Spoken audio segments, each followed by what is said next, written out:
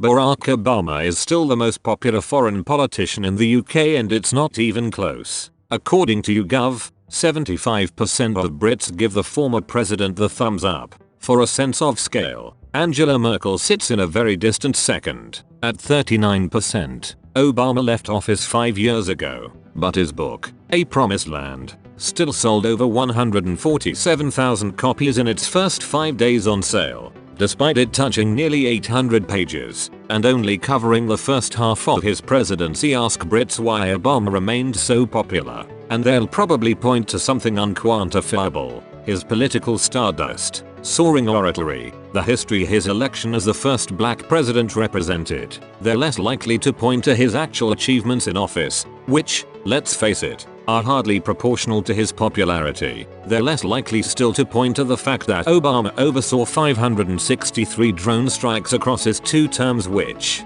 according to the Bureau of Investigative Journalism, killed as many as 800 civilians, which brings us to Joe Biden. Although not touched by the same political magic as Obama, Biden's defeat of Donald Trump was widely welcomed in the UK. A Snap poll on the day of his inauguration found 65% of Brits feeling broadly positive about a Biden presidency. Much of that goodwill was born out of Biden's promise to restore normality and decency to the Oval Office. Unlike Trump, Biden would not glad-hand autocrats. Instead, he would restore America's moral leadership, building a foreign policy predicated on advancing American values like human rights and democracy. But, like Obama, rhetoric and reality don't quite rhyme, particularly when it comes to foreign affairs. After the election, Biden vowed to treat Saudi Arabia like the pariah they are, ending US support for the Yemen war, which he has done, and cracking down on human rights violations. "We will make clear that America will never again check its principles at the door just to buy oil or sell weapons,"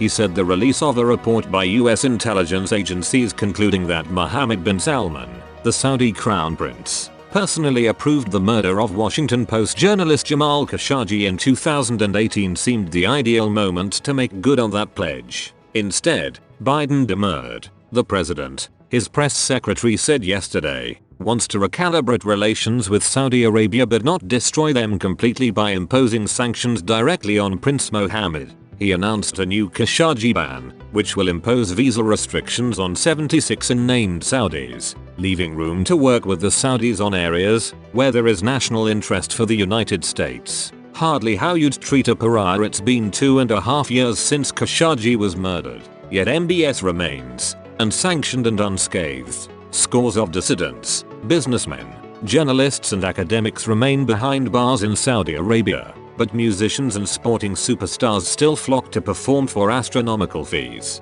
The UK still sells arms to Riyadh in industrial quantities, and shows little sign of stopping.